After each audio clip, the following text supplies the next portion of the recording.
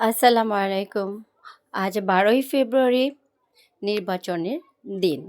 তাই বিভিন্ন জায়গায় একটু ঘুরে ঘুরে দেখেছি নির্বাচনের এলাকাগুলোর পরিস্থিতি কেমন। না, মোটামুটি ভালোই ছিল। সবাই খুব নিরাপদে তারা তাদের ভোট প্রদান করতে পেরেছে।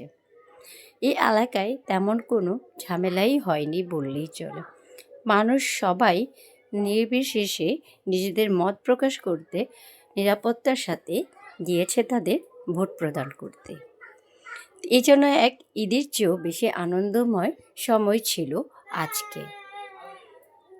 কেন্দ্রগুলোতে ছিল নিরাপত্তার জালে বেড়ানো।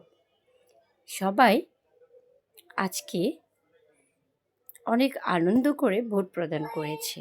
আমিও নিজেও কখনো কোনো কেন্দ্রে যাইনি। এই প্রথম আমি বিভিন্ন কেন্দ্রগুলিতে ঘুরে দেখেছি পরিস্থিতি কেমন।